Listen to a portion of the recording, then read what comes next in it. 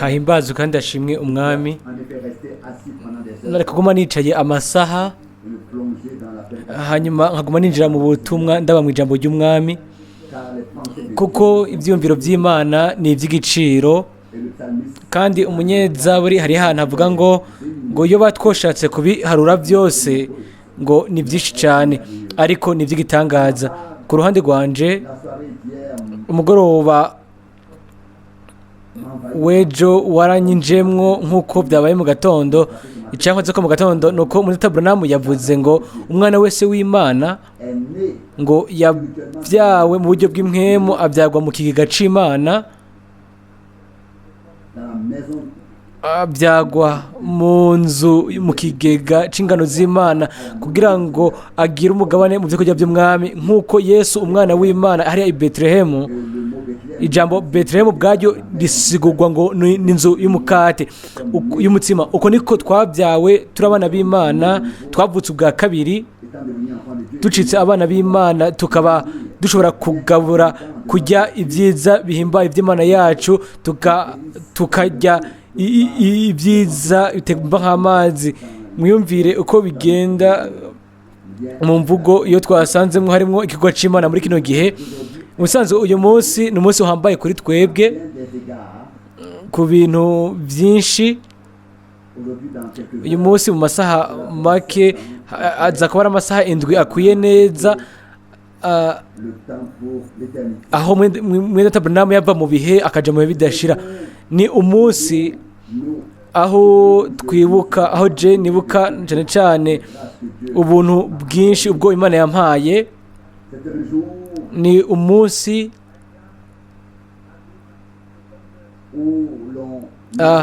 aho tugerageza kwibuka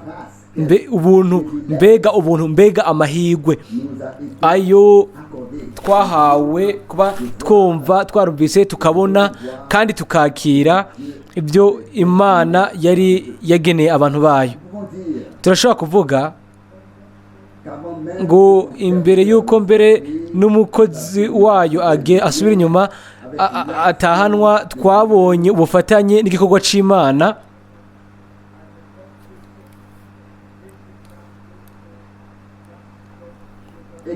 Kandi yuko icyo gikorwa cy'Imana kigaragaza twari ukubandanya kw'ibyo Imana yari yatanguye. Imitima yacu rero yuzuye umunezero mwinshi kandi n'amahoro y'indani. Ntidukeneye kugenda no kuza ngo tubaze ibyo uwundi muntu ashaka kuvuga cyangwa ibyo ashaka kuvuga, cyangwa icyumviro cy'undi muntu, oya. Ariko umwami wenyine ubwiwe yaratuvugishije kandi twaratahuye ibyo yavuga. Ijambo ryiwe yaduhaye amabwirizwa yiwe kandi twarayitondeye, kandi ni bimwe mu bintu bikomeye mu byo umuntu ashobora kuronka ku bw'ubuntu, kuko twebwe ntitwagiye nk'uko nyine twumva tubishaka kugenda, ariko twarongowe na Mwene w'Imana, twarongowe nk'uko ijambo ry'umwami ryari rimeze muri kino gihe. Twashoboye kubona kandi turakira, tubona imigisha y'ubutunzi n'ubwenge bw'Imana. Igihe soma mu byanditswe byera, nkasoma ibyo abantu b'Imana banditse, abo baba bafatanye n'igikorwa cy'Imana mu gihe cyabo, hanyuma Bibiliya yose yuzuye ibintu nk'ibyo. Ikibazo twebwe twese ni icyo kumenya, mbega twebwe twoba twarafatanye by'ukuri, twarafatanye n'igikorwa cy'Imana muri kino gihe, kandi mbega ni mu buhe buryo ubu uko bimeze? Turabizi yuko ahantu hose mu mashengero yose, mu migwi yose bavuga ngo ni igikorwa cy'Imana, ngo hose turizi ko barabivuga, bavuga ngo imigisha, turizi ko ahantu hose barigisha ukuza k'umwami. Ibyo twese ibyo turabizi ko bihari, ariko ikibazo cyacu kirimbika, ikibazo cyacu kiragenda kigashika kure. Mbega ni gute twomenya yuko twacometswe neza ku gikorwa cy'Imana muri kino gihe? Ubu muri kino gihe nimba ndavuga muri kino gihe, nimba dufashe ibyanditswe Mwene Tashuri yavuze umusimeyoni umwe nawe haranditse ku bijyanye n'uwo yuko yari yahishuriwe na Mwemu yera yuko atazopfa apfuye atabonye Mesiya, kandi uwo Mwemu nyene yamuhaye uko guhishurirwa, yamurongoye amujyana ku isaha no ahantu nyaho mu kibanza nyaco, aho yashobora kubona, akabona n'amaso yiwe bwite, akabona ibintu ibyo yari yahishuriwe. Ngibire ibyo nshaka kubabwira. Simeyoni ntiyari akeneye ko bamubwira ngo umuntu aza kumubwira ngo nezerwa. Rero yaranezerewe, yabona n'amaso yiwe nyene, akabona ibyo yari yipfuza kubona, akabona ibyo yari arindiriye, abona ibyo yari ko ararondera. Mbega yarabiki? Yaravuze ati rero Mwami, ubu rero reka umusabyi wawe yigire mu mahoro, kuko amaso yanje abonye agakiza k'Imana. Twarumvise havugwa na Hana, nawe yakoreye Imana ijoro n'umutaga mu rusengero rwayo, arindiriye uguhumurizwa kw'Abisirayeli. Hanyuma abwira abo bantu bose bari bahari, ababwira ko guhumurizwa kw'Abisirayeli. Ego mbega maze gukoresha ijambo ngo umupatiri kazi, iryo jambo twarikoresha uko, ariko mbega abo bantu mu rusengero biyumvira iki? Kumbure biyumviriye yuko bariko baragogwa mu gikorwa cyabo cyitwa ngo ni icy'Imana, igihe uwo mugore yabwira abantu bose bari bari muri icyo kibanza. Ntiyavugiye ahavugirwa ubutumwa, ariko asunitswe na Mwemu w'Imana yavuze ibintu byari ko bibera mu nzu y'Imana, atari ibyo abaherezi bariko barakora ngaho. Ibyo niko byamye bimeze ibyo. Oya, we yivugiye ibyo Imana yaba iriko irakora muri ico gihe mw'uwo mwanya, hanyuma avuga mu mucwe guce bwose yuko ibyanditswe bimaze gusohoza. Ariko mbega ninde yamwumvirije? Turabibona yuko igihe rero n'abungere baza bakazana n'aya majambo, bakazana n'aya majambo, mbega ninde yabizeye? Ariko ubwenge bw'Imana butsindanishiriza ibintu byose, bugorotse ibintu byose. Si ku banyabwenge n'abahanga sibo bahishuriwe ibyo, ariko ku bato cyane, abato, abafise umutima uba witeguriye kwizera kandi no kwakira. Hariho ibindi bintu byavuzwe mu byanditswe. Twiyumvire kuri Yohana hariya ku kazinga ka Patmos. Mbega uguhindurirwa gutangaje, kwinjizwa mu bintu, mbega ugucomekwa yaronse kugira ngo aronke, hanyuma ngo yandike ibintu n'ubundi bitarashika, ibintu bikomeye mu nkuru y'agakiza, mu gakiza, kugira ngo uyu munsi dushobore kubisoma. Imana yamye ikora ku buryo bw'uko ishobora guhishurira, igahishura ibyo ishaka kubwira abasabyi bayo kandi abahanuzi. Mbega n'abantu bangahe banse amajambo ya Paulo? Mbega n'abantu bangahe batigeze bizera ibyo Yohana yashaka kuvuga?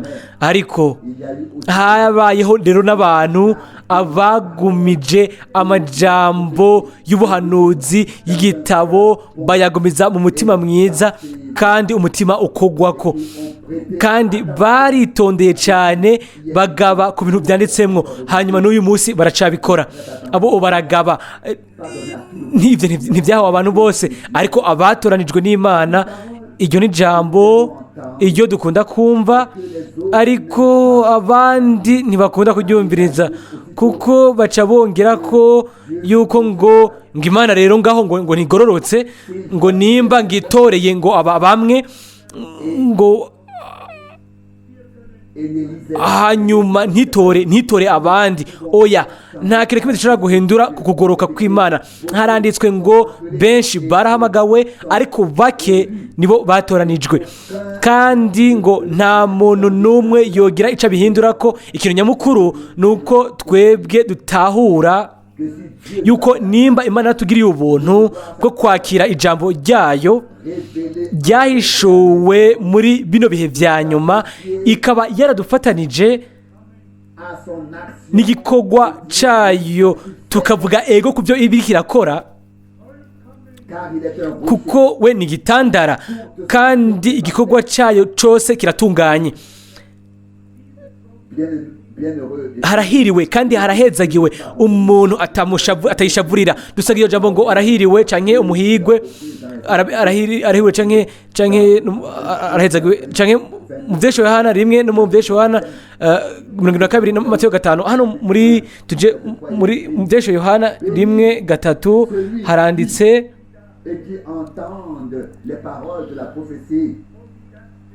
hahirwa usoma, hahirwa n'abumva amajambo yo kuvugishwa n'Imana bakitondera ivyanditswe muri yo, kuko igihe cyo gusoza kwabyo ngo kiri hafi.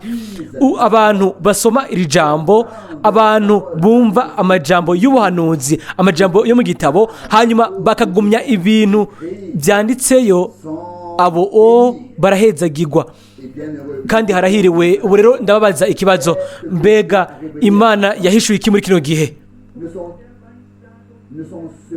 Mbega si amajambo y'ubuhanuzi ya kino gitabo? Mbega Imana ntiyamenyekanishije amakete indwi yarungitswe ico yarasiguye mu nkuru y'agakiza? Mbega Imana ntiyahishuye ikamenyekanisha ibihe byagiye birabaho? Mbega Imana ntiyerekanye abamarayika indwi bishengero? Mbega ntiyatanze umuco? Ego cyane. Mbega ntiyahishuye ibimatanijwe ndwi? Amajambo y'ubuhanuzi ya kino gitabo mbega ntiyahishuwe neza muri kino gihe cyacu? Nimba rero handitse hano ngo harahiriwe usoma, ngo nabo bumviriza amajambo ya kuno kuvugishwa y'ubuhanuzi hanyuma bakitondera ibintu byanditswe muri yo. Hano ntibijanye no kuba harimo ibisobanuro, ariko amajambo y'ubuhanuzi yonyine ubwayo. Kandi nk'uko Imana yakoresheje abahanuzi kugira ngo abahishurire umugambi w'agakiza w'Imana, uko niko Imana yakoresheje abahanuzi kugira ngo bahishurwe igihe haba ariko arasohoza uwo mugambi w'agakiza byaba bishitsaho. Haba Yohana uwo yari yategura inzira y'umwami igihe umwami yaza ubwa mbere, canke haba muri Abrahamu uwo yarabwiwe ngo ego nk'uko Yohana yarungitswe nk'uwataburiye ukuza kwa mbere kwa Kristo, uko niko uzorungikanwa ubutumwa buzoba ubanziriza ukugaruka kwa kabiri kwa Kristo. Rero nimba hano tuvuze ngo uyo adashobora kwemera kwizera iby'Imana yemeje mu buryo bwiharije muri kino gihe, kenshi nakunze kubaza ikibazo igihe abavugabutumwa bizera kwanka ikintu kanake, gucanke kwanka ibintu iby'Imana iba yahamagaye mu buryo ihamagaramo nyene no mu kwemeza kumana bwayo mu byo bitwa ubukozi bwabo. Turabizi yuko ubukozi bwa Mwene Abrahamu bwaremejwe ku buryo bw'uko naho je ntari kuba nizera iby'uwo mugabo yavuze, basi nari kuba mfise ubwenge buhagije kugira ngo basi nzibirakanwa hanyuma mfatanye iminwa yanje imbere yuko ngira ijambo ngo rice ku munwa wanje ngo rivuge ikintu gigwanya uwasizwe n'Uhoraho, kuko haracanditswe ngo ntimugakore ku basigwa banje, abo nasize amavuta, abo narobanuje amavuta, ngo ntimugire nabi abahanuzi banje. Abantu b'Imana, abahanuzi abasizwe n'umwami, abarobanujwe amavuta n'umwami, misi yose bavuga mu gikorwa c'Imana, bavuga kuri gahunda Imana yabahaye. Kandi uwabafise ugutwi kugira ngo yumvirize yarashobora kumviriza ibyo mwemu abwira amashengero. Igihe twiyumvira yuko mu gihe cacu abantu bafise ibintu bishira mu mutwe hanyuma bakibaza yuko bumva ibyo mwemu avuga, ariko uwo mwemu Bibiliya ivuga ni mwemu w'Imana. Uwo yaba ari ahagaze ku bahanuzi b'Imana kugira ngo amenyekanishe ibanga ry'Imana ntibijanye no kuba ari indi mwemu iza iyo dushobora gukoresha mu buryo bwacu, ariko bijanye no kuba ni mwemu w'Imana iyo yafata abahanuzi kugira ngo avugire mu kanwa kabo ngo ahishure ivyo yashaka kuvuga. Rero nimba handitse yuko dutegerezwa kumviriza ico mwemu abwira amashengero, ivyo ntibisigura yuko ngo bikwiye kwiruka hano na hariya ahantu bahanura hose hamwe n'ibintu bigira ngo ni iby'ubwenge. Oya, ivyo bisigura ngo dufise twebwe ubwacu twaronse mwemu nyine w'ubuhanuzi, kandi dushobora tugatandukanya ahantu hari abantu bariko barakora n'ahantu ari mwemu w'Imana aba ariko arakora, kandi tugashobora gutandukanya aho abantu baba bariko baravugishwa ubwabo mu nyungu zabo bwite, mu bintu byabo bungukiramo nyine, kugira ngo bashire abandi musi kubashusha kwabo, musi y'umugozi yabo, kugira ngo dutandukanye aho amajambo y'ubuhanuzi ya kino gitabo ariko arahishurirwa, ariko ashirwa guterekwa amatara, hanyuma akamurikirwa ku muco kugira ngo yinjize abana b'Imana mu mwidegemvyo w'ubwiza w'abana b'Imana. Hariho itandukaniro rikomeye ngaho, kandi hano ntihavuze ngo nimwumvirize ubuhanuzi ngo ubuzanywe hano ngo ubuzanywe hano na hariya. Oya, ngo hahiriwe uwusoma hano, ngo uwusoma hamwe n'abumva bakumva amajambo yo kuvugishwa n'Imana yo mu kino gitabo. Si abo bumviriza ibintu biri ngaha n'ibintu bivugwa hariya, ariko abo ntibumviriza ibyo aribyo byose, ariko bumviriza amajambo y'ubuhanuzi ya kino gitabo inyuma yuko abamaze gusomwa.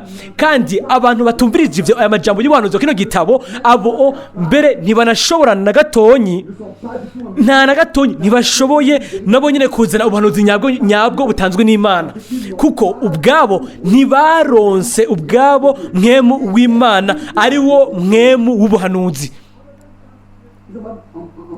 Abo ntibashoboye no kuzana ubuhanuzi nyabwo bw'ukuri, ubuhanuzi dusomye tukana mu gusoza kwabwo ntibashobora. Ariko mwaramaze kumva havugwa yuko ngo barizeresha abantu yuko ngo Imana iri hagati muri bo, kandi umuntu wese aravugishwa ibintu bimuciye mu mutwe. Abantu rero ntibashobora gutandukanya, bakaca biyumvira yuko ngo umwami ari hagati muri bo.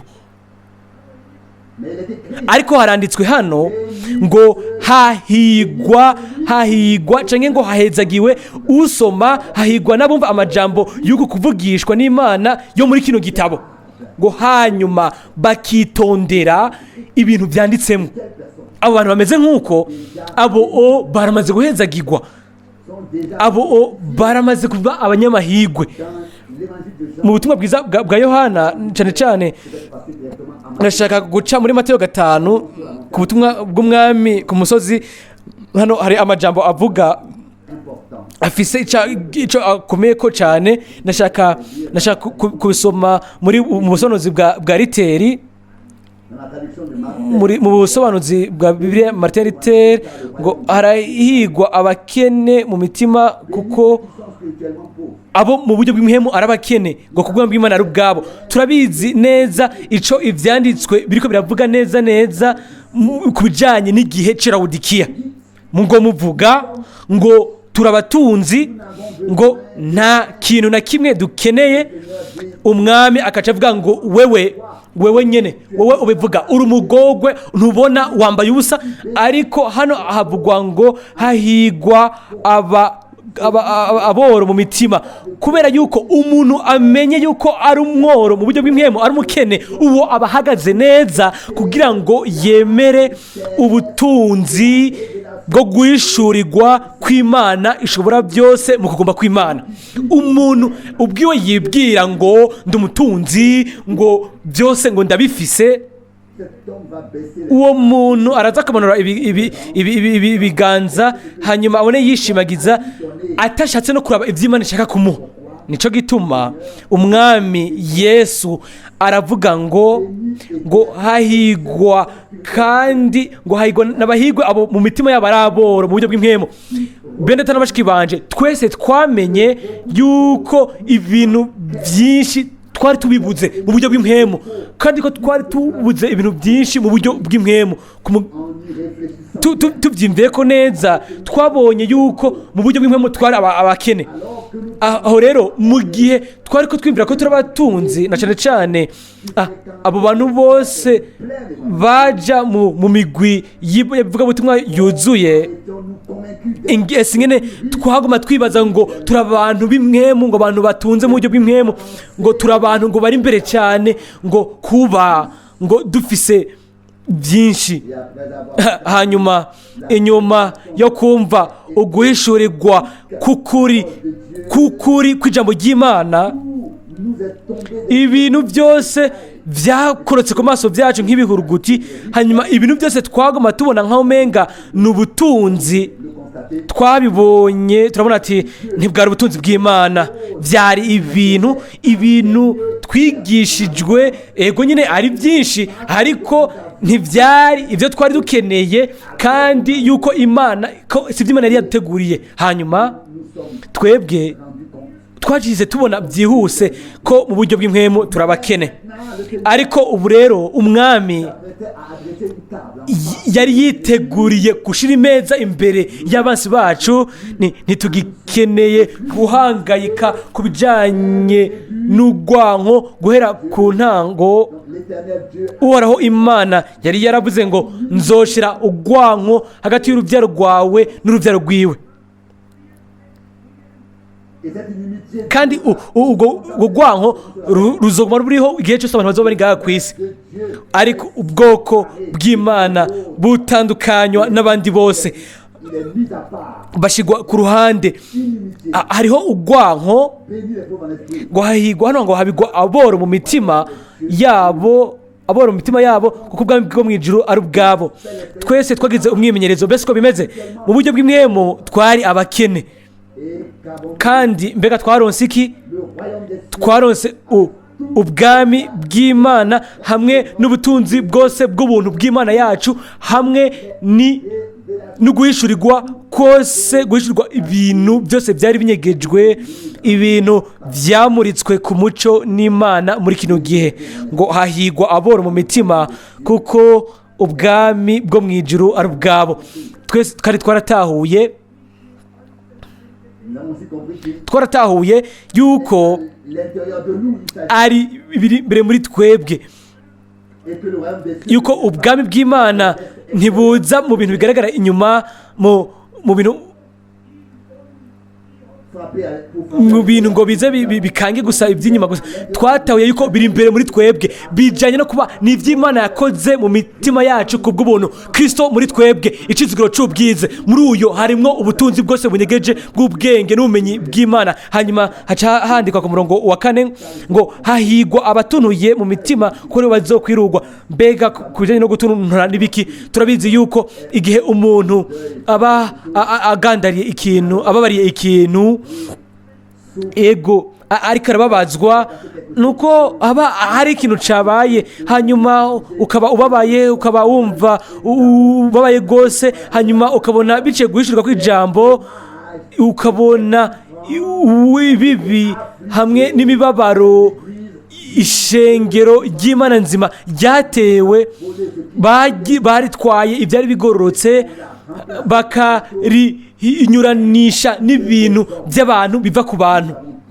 Twese muri uwo mwanya twese twarababaye, ubwacu turibabarira, tubabarira ishengero ry'Imana nzima, tubabara ubwacu, tubabara ku bw'ishengero ry'Imana nzima, tubabara muri rusange kubwo ukuntu imero y'ubwoko bw'Imana muri uko bimeze. Hanyuma hano handitswe ngo hahigwa abatunuye, kuko aribo bazokwirugwa.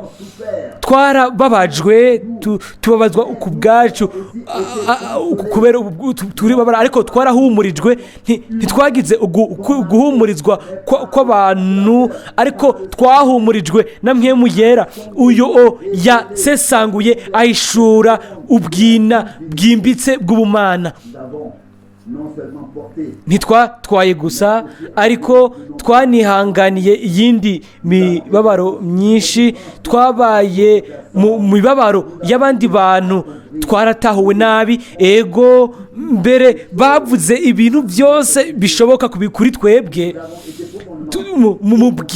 mu bwino twarababajwe ariko twarahumurijwe. Kandi ndiyumvira kuri Yesaya 40 ahanditse ngo humuriza abantu banje. Ni uguhumurizwa uko Imana nzima ubwayo yatanze iha abayo muri icyo gihe. Nubu ikavuga mu bugwaneza ngo mu Yerusalemu ngo icyaha cyawe cyahariwe, amakosa yawe yanaguwe. Yesaya 40 ngo kandi kuroka koraho kuragaragaye. Ni ibintu tudashobora kwibagira, ni uguhumurizwa Imana itanga kandi kugumaho. Hanyuma hacyavugwa hano ku 5 muri Mateyo 5:5 ngo hahigwa abatekereza, mu Gifaransa ngo abagwa neza, kuko aribo bazoragwa isi. Turabizi yuko icyambere n'icya kabiri birakwiye kugira ngo dushikire icya gatatu. Nimba twaramenye yuko mu buryo bw'imwemo turi abakene, aboro, hanyuma tukaba dukeneye ubutunzi bw'Imana, nimba dutwaye umubabaro, hanyuma uko guhumuriza Imana itanga kukaba kwamaze kudushikira, aho rero tuba tumaze gukogwa. Murabizi yuko umubabaro uratuma abantu bagira uko bamera. Hanyuma igihe tubabaye, aho turagira uko dukogwa imbere muri twebwe ngo hahigwa abatuntuye kuko aribo bazokwirugwa. Kandi uko guhumurizwa cyangwa kwirugwa uko kutuzanira ibintu byinshi. Ego umurongo wa 5 rero, Mateyo 5:5 ngo hahigwa abatekereza kuko aribo bazoragwa isi. Turashobora kuvuga ngo ego ku mirongo 2 ya mbere itangura. Turavuga ego ku mirongo 2 itangura. Turabizi yuko bijanye ni ibihe ibyo twebwe ubwacu twagiye turacamwo mu buryo bwacu bw'imwemo. Ikibazo nico kumenya nimba ibi bice bibiri bya mbere byaragize ikintu bikora muri twebwe, ikintu tuko turasoma hano ubu ngo hahigwa abatekereza kuko ngo bazoragwa isi. No kuvuga ngo iby'ukuri kuri bamwe bitegereza kuba ari iby'ukuri ku bandi. Ibintu bifise agaciro ku mirongo wa mbere n'uwa kabiri, ku mirongo ya gatatu n'iya kane, mumbabarire, nimba bifise agaciro kuri twebwe, aho rero n'umurongo ukurikira nawo utegerezwa gusohoza mu buzima bwacu. Mbega turashobora kuvuga yuko twacitse abatekereza abacanga bagwa neza ku bw'ubuntu bw'Imana. Turashaka kugazanya na Kristo, turashaka kuragwa isi kuri nosi mbere ku vyanditswe. Ariko isezerano nirikurikira kandi n'igisabwa gifatanye n'ibyo niki ngo hahigwa abatekereza canke abagwa neza kuko ngo bazoragwa isi. Mbega ubwo bugwaneza cyangwa gutekereza mu buzima bwacu bimeze gute? Twarababajwe, twabaye aboro mu buryo bw'imhemu, ubwami bw'Imana turabuhabwa hamwe n'ubutunzi bwose Imana itanga. Twarahumurijwe mu buryo butandukanye bwinshi, ariko ugutekereza bimeze gute? Ngo hahigwa abatekereza kuko aribo bazoragwa isi. Ngibire ibibandanya umurongo wa 6 ngo hahigwa abafise inzara n'inyota byo kugororoka kuko aribo bazohazwa. Ngo hahigwa abafise inzara n'inyota byo kugororoka kuko aribo bazohazwa. Turahibona Imana umwami yateguye imeza mu gihe cacu hamwe n'ibifungurwa by'agaciro bishoboka kandi by'ubwiza bwinshi cyane, ngo bazohazwa, bazohabwa amazi. Ni Imana yategarije ibyo bintu byose. Hano turiko turavuga abantu bahezagiwe. Abantu benshi baribaza ngo mbega nzoragwa ubuhigwe. Ijambo ubuhigwe rigizwe n'amajambo abiri afatanye neza. Hariho ijambo ushaka guhezagirwa ku mahirwe kuja ku buhigwe ategerezwa kuba afise kubanza kuba kuraba mu ijambo ry'Imana nko kubaraba mu cirore ngo hahiriwe ubufise inzara n'inyota byo kugororoka kuko bari aribo bazohazwa. Imana yaduhaye inzara, yaduhaye n'inyota, kandi yagwishije ibifungurwa biva mu ijuru, kuko ibyo nivyo twumvise muri kino gitondo mu isengesho ku bijanye n'ijambo rifatanye niri mu Hahirwa 12:25 ngo ntimwanke ubavugisha ari hejuru mu ijuru. Umwami yatuvugishije mu buryo butandukanye mu ijambo ryiwe ryahishuwe, kuko bategereza guhazwa. Birabandanya rero hano ku murongo w'indwi ngo hahigwa abagira imbabazi kuko aribo bazozigirirwa. Ibi kinaco ni gisabwa, kandi ijambo haravuga ngo uguhigwa hano ngo hahigwa, cyane mu Gifaransa ngo hahezagiwe, ngo hahezagiwe abagira imbabazi kuko nabo bazogirirwa imbabazi, abagira imbabazi. Hanyuma ku murongo w'umunani birabandanya ngo hahigwa abafise imitima itanduye kuko aribo bazobona Imana. Haranditse yuko ngo dutunganye kubwo twejejwe kubwo tumaze kwezwa kubw'ijambo umwami yatubwiye Yohana 15. Iryo jambo umwami yaribwira abigishwa kiriya gihe Yesu yariko abwira abigishwa Yohana 15:3 arababwira ngo muramaze kwezwa kubwo ijambo nababwiye. Kandi ibyo navyo twabyumvise mu ijambo ryatanguje. Nta muntu n'umwe yavuga nka Yesu, kandi abantu abari baronse ijambo ryiwe bari bezwa mu mazi y'ijambo, barozwa bagatunganya kubwo ijambo iryo umwami yaba ariko arababwira, hanyuma bakaryakira. Ngo harahiriwe abafise imitima itanduye kuko aribo bazobona Imana.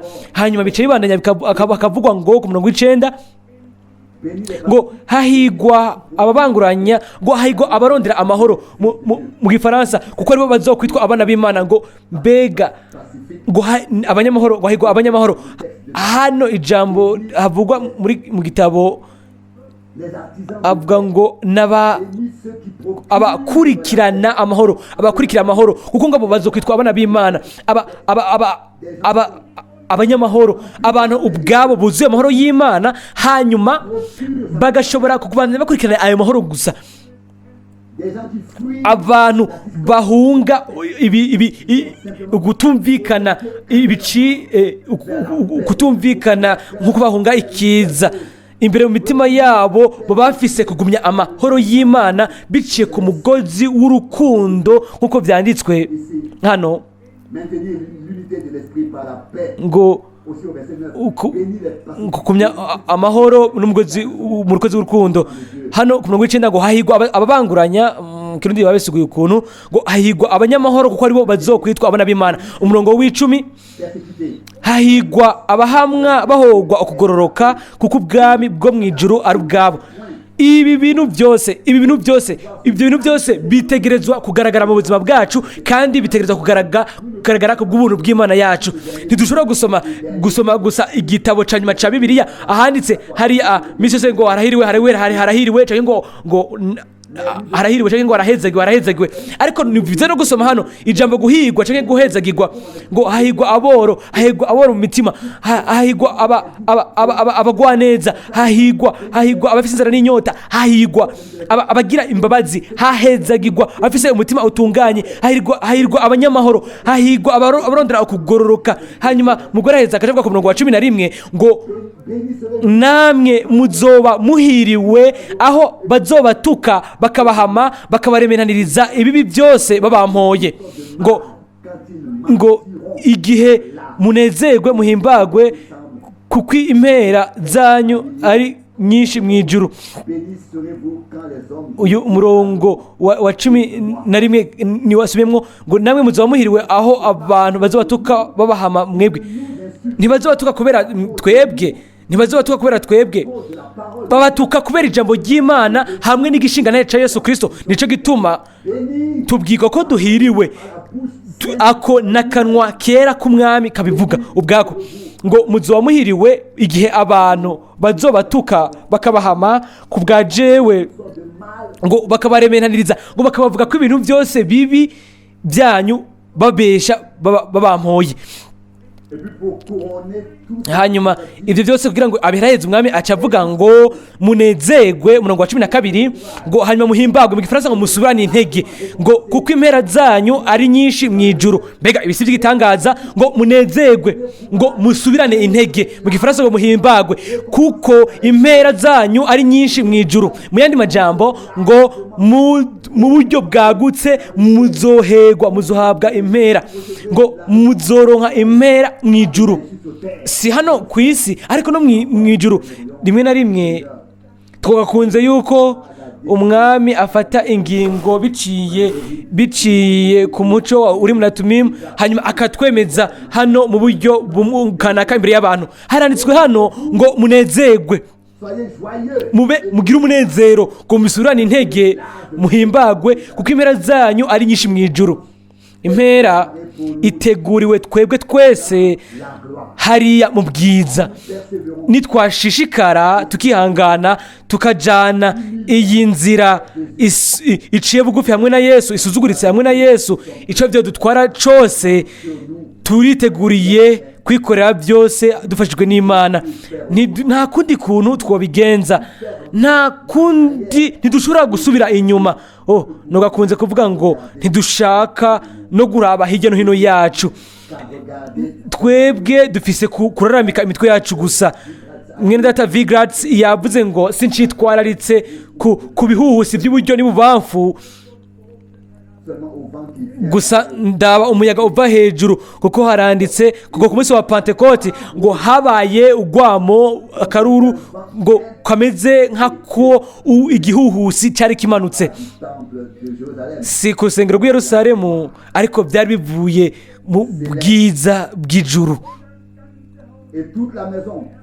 Kandi inzu yose iruzuzwa, hanyuma hagaragara ko indimi zigabanijwe n'imiriro zija kuri umwe kuri bo, batangura kuvuga mu zindi ndimi nk'uko umwami abahaye, mwemu ahabahaye kuzivuga. Ibyanditswe byera bikaca bivuga ngo mbega twese aba bagabo nitubumva bavuga ibitangaza, ibikorwa bikomeye by'Imana, ntibiyumvire gushingana cyabo bwite, bavuze ibikorwa bihambaye by'Imana yabo, ibitangaza. Ni kubw'ibyo niho Imana yabahaye indimi za kumuriro, uko niko Imana yabahaye mwemu yera.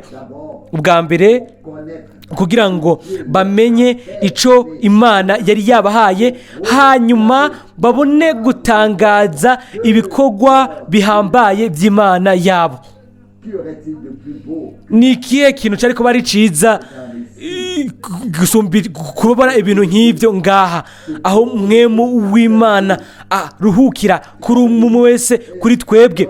Hanyuma igihe dutanguye kuvuga haba mu ndimi zacu canke mu zindi ndimi, nidutakare twebwe ubwacu, nidutangura kuzana ibyo dushiramwo no gusohoramwo ibintu mu isengesho, ntitwisubiremwo ariko tugatangaza mu buryo bwumvikana ibikorwa bihambaye by'Imana yacu, ibitangaza by'Imana yacu, kugira ngo abantu bose bumviriza isengesho nk'iryo ntibarambigwe, ariko bashobore gutwarwa nabo ubwabo, kugira ngo bashobore gutanga amashimwe yabo ku Mana nzima. N'ibyo nyine turiyumvira kuri Mariya, twumvise avugwa ko muri kino gitondo ku butumwa, kandi aravugwa hano muri Luka igice cya mbere ku murongo wa 44. Luka 1:44. kuko ijwi ry'indamukanyo yawe ryinjiye mu matwi yanje, inda igakinagizwa muri jewe n'umunezero.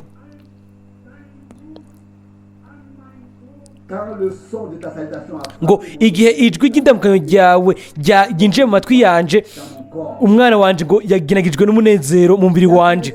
Mbere n'abashiki banje, mbega twiyumvamwo iki?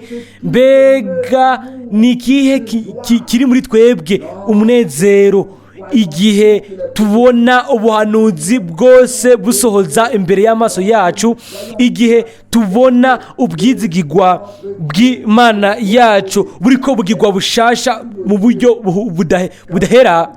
Kuko turabizi yuko iyo Mana nyene iriya yarungitse umumarayika wayo imurikira Yohana kuri Patmos, niyo Mana nyene niyo yarungitse umuhanuzi, yarungitse umumarayika ku muhanuzi wayo muri kino gihe tubayemwo kugira ngo ashobore kumuha igikorwa c'Imana. Ntibyari bijanye no kuba ari igikorwa c'umuntu, ariko ni kubera yuko igihe cari kimaze gusohoza, Imana yarungitse ijambo ryiwe kugira ngo ridusubize ubuzima, ridukize, kubera yuko igihe carashitse Imana yahishuye ibintu byari binyegeje. Si umwene data Branham yoba yaravyipfuje, canke Zakariya canke Yohana kariya kazi ka Patmos, ariko mbega byari biki? Imana yo irazi ivyikora, irazi ingene ikwiye kubikora, kandi igikorwa cayo twacumvise kiratunganye. Umuntu mbega yoza akambwira yuko Imana itakoze neza igihe yarungika umumarayika wayo ku musavyi wayo hariya mu gatanu mu 1946? Mbega umuntu yoza akambwira yuko Imana itakoze neza igihe yamanuka mu gicu c'ubwiza itariki 11 z'Ubutumwa 1933? Mbega umuntu yoza akambarira ngo iyo Mana nyene iriya yari kumwe n'abahanuzi bose, ngo hanyuma igashinga igikorwa cayo si mu gihe gusa ariko gushika no mu bihe bidashira? Mbega umuntu yoza akambwira, umuntu yoshaka kuza kumbwira yuko Imana itegeza kwikosora kubera ugukomeka amadusi kwacu? Oya kandi oya. Hahiriwe uyo atayishavurira, uyo yakira abagurano bayo nk'abagurano bayo. Hahiriwe uyo adahonyangira hasi ijambo iryo baba bazanye, canke ngo aritabagure, canke ngo baritabaguze ubutumwa bwabo bwite ngo ntibabiharireko, ariko bakavyakira mu kubaha ijambo ry'Imana muri bo ubwabo, kugira ngo bashobore guha umwami amashimwe ayo akwiriye. Haranditswe no ku murongo wa 44 ngo kuko ijwi ry'indamukanyo yawe ryinjiye mu matwi yanje, inda igakinagizwa muri jewe n'umunezero.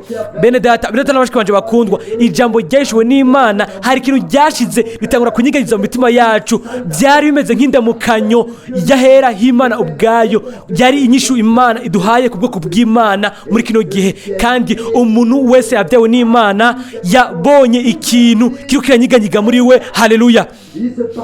Hari ikintu kiba twaravyumvisemwo, yari indamukanyo y'ubwiza, kuvuga ngo twabwiwe ugusohoza kw'amasezerano y'Imana. Mbega byari biki? Mu gihe kire gihe cuguzo kwa mbere k'umwami, ivyanditswe byarasohoje, kandi igishinga ntahe cyo gusohoza kw'ijambo ry'Imana cyasekuye kirekuramwo ubuzima, umunezero hamwe n'amahigwe hamwe n'ubuhigwe. Mbega twe bimeze gute twese uyu munsi? Ni Mwene Branham yavuze umunsi umwe ngo sinahura ingene abantu bashobora kuguma bicaye bacecetse mu gihe bariko babona igikorwa c'indege kamere c'Imana umunsi nyuma y'uwundi munsi. Yaravuze ngo sindabizi, sinumva ingene muguma micaye mucecetse. Bidata n'abashiki banje, natwe vuba tuzokwibaza ico kibazo nyene, igihe mwemu w'Imana, mbega igihe mwemu nijyari mwemu w'Imana azunyegenza ikintu muri twebwe. Turabizi yuko Imana yagendereye ubwoko bwayo mu buryo butangaje. Murazire ibyo umumarayika avuga ku murongo wa 45, hano ku murongo wa 45, hahigwa wowe wizeye kuko ibyo wabwiwe n'umwami Imana bizoshika. Ngo hahirwa uwo yizeye, wowe wizeye, kuko ngo isezerano iry'umwami yaguhaye rizosohoza. Rero nta kintu kimwe kiba gisigaye cyari gisigaye gukora kuri Mariya cyangwa kuri Elizabeti. Niko abivuze. Mariya rero aca avuga aya majambo akurikira ku 16, aravuga ngo ubugingo bwanje butazira umwami Imana. Ntiyarakeneye ibyo atanguza mu isengesho ngo dukoraniye hano umwami ngo dukore ibi na biriya. Nta kintu kimwe yatangujemwo ngo yegeranye ngashira hamwe. Oya, yavuze ngo umutima wanje unezerewe uraho, mu gifaransa ngo ushimagiza. Nivyo bintu niko yaciye, niko yitwaye, iko niko byari bimeze mu mutima, niko byumvikana mu mutima wiwe, nico cyasohoza mu gikorwa ca Mwemu. Hanyuma arabandanya ku murongo wa 47 ngo umutima wanje unezerewe Imana umukiza wanje. Ibyo rero nivyo twese dukenewe, nivyo dukeneye. Hari ikintu giterezwa kunyeganyega muri twebwe, kandi igihe kunyeganyega kw'Imana kubaye, aho rero hari ikintu ciburuka kidagira aho giherera, kitanatanguzwa. Tuzovuga amajambo y'ubuhanuzi, tuzohimbaza Imana y'ijuru, iyo yaravye guca bugufi ku bantu bayo, hanyuma yumvikanisha ijwi ry'umunezero muri kino gihe, kugira ngo itumenyekanishe ibitangazwa mu gusohoza kw'amasezerano yose.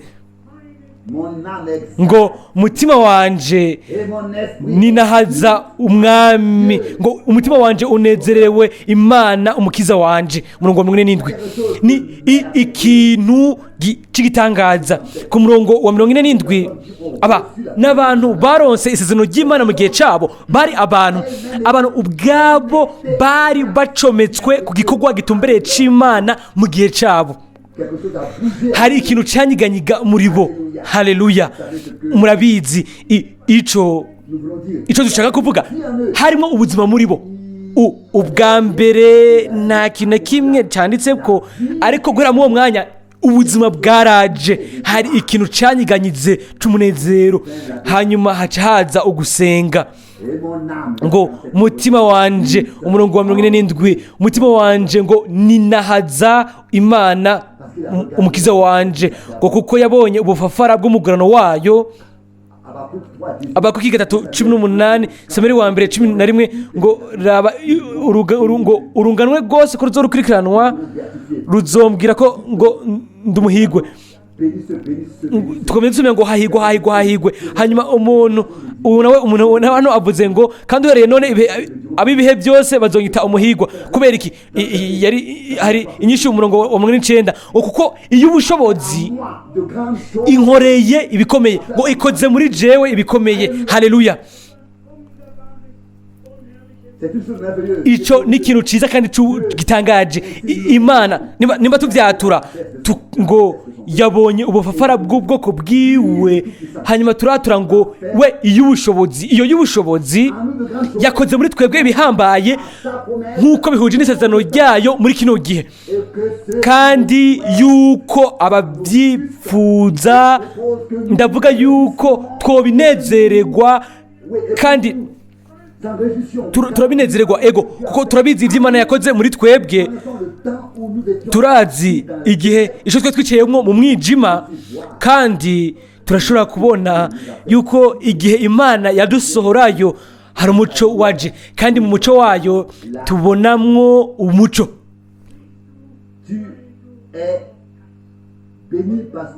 Urahiriwe kuko wizeye, kandi ngo guhera ubu bose bazokwita umuhigwe, kuko Imana ihambaye ubushobozi yakoze bikomeye muri wewe. Twese dufise urubuto rw'Imana, urubuto rw'ijambo ry'Imana. Muri kino gihe twaronse amasezerano y'Imana mu mitima yacu. Iki gisigaye ku mwami gusa ni kudushingira intahe nk'iyo nyene, ngo murahiriwe mwebwe abizeye, nubwo habaye ibyo abantu babahushanisha ko byose. Mwebwe abagize ijambo ry'Imana ko ryanje kari ry'ukuri kandi ko rikomeye, kugira ngo muhebe ibintu byose, hanyuma mukifatanya n'ijambo riva mu kanwa kanje, umwami aratubwira ngo murahiriwe mwebwe. abizeye muri kino gihe béni êtes-vous. murahiriwe kubera yuko iyo ubushobozi ngo yakoze ibikomeye muri mwebwe, muri jewe, muri twebwe twese. Ne pas se trouver parmi nous muri twebwe ntihari hakwiye kuba harimwo umuntu mu majambo cyangwa mu byiyumviro avuga yibwira wenyine ubwiwe cyangwa ngo abwire abandi ngo umwami ngo nta bintu bihambaye ngo arakora muri jewe.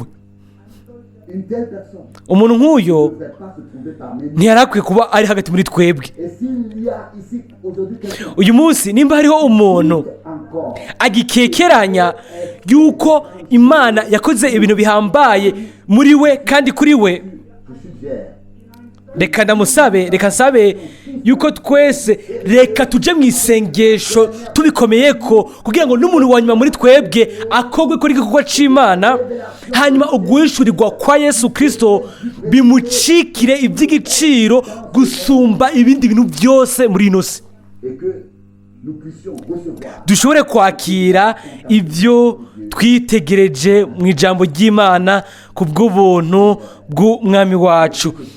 Amaso yanje aracahagaze ku maso ku isengesho rya Zekariya. Ndakunda cyane amasengesho ayo aba afatanye no gusoza ku buhanuzi bwa Bibiliya. Hano muri Luka 1:47 haranditse oya ni 67. Luka 1:67 ngo se Zakariya yuzuzwa mpwemu yera avugishwa n'Imana ati umwami ashimwe Imana y'Abisirayeli kuko igendeye abantu bayo ikabacungura. ngo kandi iduhagurukirije ihembe ry'agakiza mu nzu ya Dawidi umusabyi wayo. ngo yaduhagurukirije ihembe ry'agakiza mu nzu Dawidi umusabyi wayo, nk'uko yavugiye mu kanwa k'abera yavugisha bahereye mbere na mbere. Mbega murabona ukwihuta abagabo n'abagore buzuye mpwemu yera mu kanwa, baba bafise ijambo ry'abahanuzi n'amasezerano y'Imana, baba bazi ko Imana irabisohoza ibyo hano yaba yarasezeranije, baba bazi ko Imana iri kasohoza ibyo mu gihe cyabo ibyo yasezeranije. Hano ku murongo wa 70 ngo nk'uko yabivugiye mu bahanuzi ba kera cyangwa abavugishwe n'Imana uhereye mbere na kera. Mbega Imana yavuze iki mu bijanye na kino gihe? Mbega ntiyavuze ngo imbere k'umunsi wambaye uhoraho ushika yari yasizenje kurika umuhanuzi Eliya? Nindere yo bihindura byaramaze gukoreka, kandi umwami uyu munsi yovuga ngo Eliya yaraje ngo hanyuma bamugize ibyo bashaka, ariko gishirana n'ijambo ry'Imana yazanye byabonye ababyizera abagenewe kuba mu shingiro mugeni. Imana yatwaye Eliya, ariko ijambo rya Eliya ijambo ryose ry'umwami byose byarasigaye mu bantu bayo mu buryo Imana yabitanze ku bw'ubuntu. Twebwe ivyo turabinezererwa cyane mu kwiyumvira yuko Imana yaduhaye ayo bahigwe yo kugubya ijambo ryayo nkuko nyine ryasohotse mu kanwa kayo, uko niko ryahishuwe. Mbega ni kangahe bakunze kumbaza hano na hariya ngo mbega wiyumvira ko izi mvugo n'izi mvugo, mbega iyi mvugo iyi niyi uzibona gute? Fise inyishu imwe gusa, igihe kizoba gishitse Imana izokora nkuko yabihisemo, kandi ntikeneye kugirwa inama, nta n'umwe ikeneye, ubwayo ni mujyanama umunyabushobozi data wa twese ahoraho umukama w'amahoro. Hanyuma twebwe twese abantu twizera n'imitima yacu yose tukizera ijambo ry'ijuru ry'Imana yacu muri kino gihe, dufise ikintu kimwe cyo gukora, ni kugenda n'umutima unezerewe tugahura n'iby'Imana izokora mu bayo, atabyo kuyimubwira ngo ibi nibi bitegerezwa gushika. Turabizi ngo Abraham yaravuze ibijanye no kwizera ko kuzamurwa ko ndababwira ukuri kose, jewe ntasa nimwe sindiyumvira ku ibyo bintu umwanya n'umwe. Ico nzi ni kimwe, imbere yuko izamurwa riba umwami azorema ukwizera ko kuzamurwa muri umwe wese muri twebwe, nkuko sinzi ngene bizogenda, ariko ndabizi ko azobikora. Bitagenze nkuko ni twoshobora kuba turi ngaha. Mbega muri yumvira yuko Imana yaduhishuriye ibintu byose kubusaba busa kugira ngo korota kanyuma binanigwe? Oya kandi oya. Iyo Mana nyene iyo yadusize amaso kugira ngo tubone ibiri kubura muri kino gihe, kugira ngo iducomeke ku gikorwa cyayo cy'Imana muri kino gihe. Kandi ndizera yuko ibyo byabaye ibintu bihambaye byoba byarahawe abantu b'Imana. Reka tuvugishe ukuri, iyo batuze amabanga yose hanyuma dufite ubumenyi bwose, ariko ntitube tubohanye n'igikorwa cy'Imana biciye kuri mwe mu y'Imana muri kino gihe, aho rero ubumenyi bwose nta kintu kimwe buba butumariye. Twoba turi abantu b'abanyabubasha tukagenda ahantu hose hanyuma tugaharira tukizera yuko tuzi ibintu byose gusumba abandi, ariko nk'igihushane icyiza cy'Imana yadukoreye. Imana ubwa mbere yaraducometse, yaratubuhanije, yaduhaye ugufatanya n'ubukozi bwayo n'igikorwa cyayo ku bw'ubuntu. Kandi kuri jewe ni uguhumurizwa gutonyi, simvuze ibi ubu kugira ngo nihe intege zishasha, ariko ni ibintu nabwiye umugore wanje n'abantu bari banzi kera.